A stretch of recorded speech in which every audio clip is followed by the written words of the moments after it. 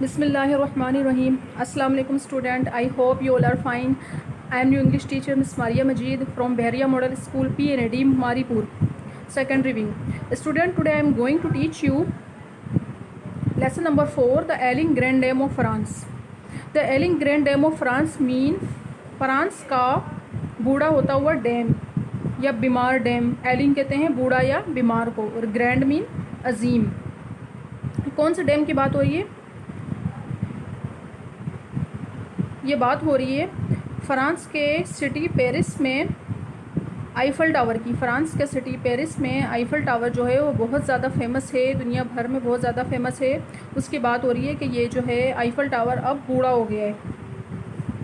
As you can see in the picture, this is the picture of Eiffel tower. चलें students, let's start the reading. Henry Ford try to buy her. Henry Ford ने इसे ख़रीदने की कोशिश की.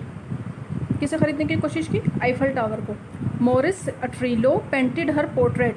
Morris Utrillo ने इसकी तस्वीर बनाई. Poet Vladimir Mayakovsky dreamed of transporting her to Moscow. शायर व्लादिमीर मायाकोव्स्की ने इसको मॉस्को ले जाने का ख्वाब देखा. ट्रांसपोर्टिंग मीन एक जगह से दूसरी जगह ले जाना. Hitler was photographed with her. Hitler ने इसके साथ अपनी फ़ोटोग्राफ बनाई. More tourist visit her than the Statue of Liberty. और ज़्यादातर सयाह स्टैचू ऑफ लिबर्टी की बजाय, जो कि अमेरिका में मौजूद है स्टैचू ऑफ लिबर्टी, उसकी बजाय आईफल टावर की सैर को आते हैं. स्टूडेंट्स, यहाँ पे पिक्चर में देख रहे हैं, this is the picture of statute of liberty जो कि अमेरिका में मौजूद है. ठीक है. अलास, अफसोस, that grand dame of the Paris skyline, the 1052 320 metre tall Eiffel Tower is एलिंग.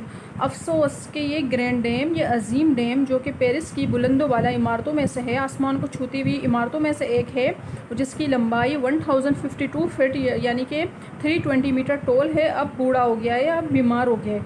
परिजन कहते हैं पेरिस के रहने वालों को. Parisians fretted as the French press disclose that their cherish 88-year-old monument was in need of 10.5 million worth of repair.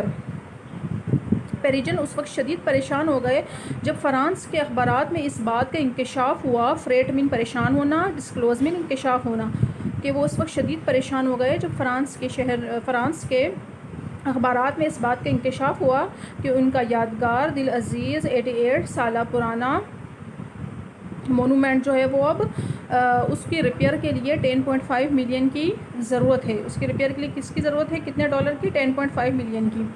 Monument mean यादगार, cherish mean अजीज़. Most alarming is the condition of one of her antique hydraulic elevator that take visitors from the second to the third observation platform.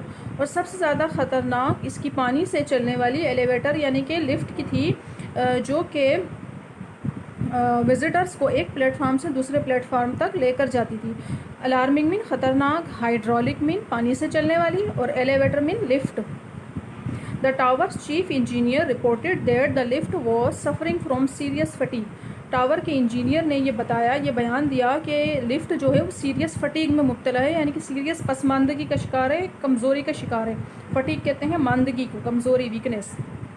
A cylinder might burst he contented. उसने बताया कि इसका cylinder जो है किसी वक्त भी फट सकता है. Causing the cage to make a rapid and uncontrollable descent with its 80 passenger load. और ये अपने साथ 80 पैसेंजर के साथ किसी भी वक्त गिर सकती है. रैपिड मीन बहुत तेज़, अनकंट्रोलेबल यानी कंट्रोल से बाहर, डिसेंट मीन फॉल यानी उसको किसी भी वक्त अनकंट्रोलेबल और तेज़ रफ्तार फॉल हो सकता है, किसी भी वक्त गिर सकती है.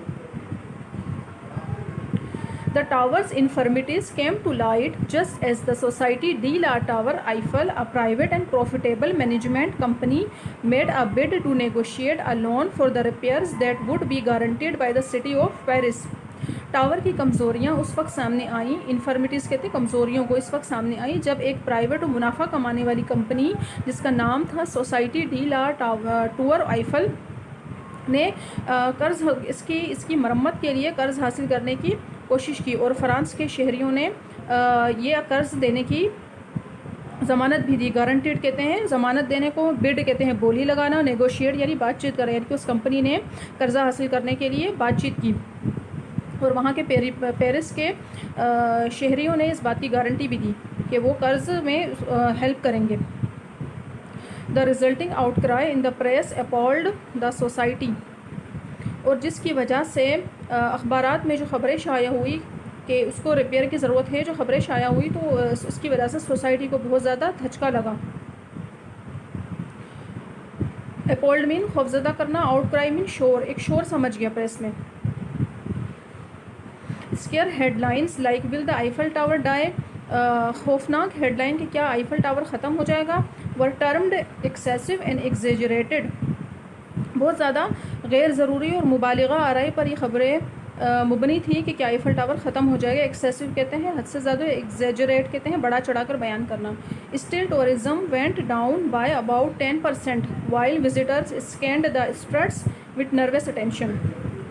चुनाचा टूरिज़्म यानी कि सयाहत जो है वो उसकी वजह से 10% कम हो गई, और जो भी विज़िटर आते थे वो उसको परेशान कुन नज़रों से इसकी लोहे की बड़ी बड़ी सलाखों को देखते थे।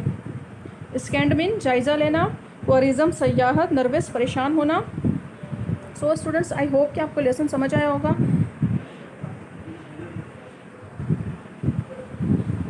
थैंक यू, अल्लाह हाफ़िज़।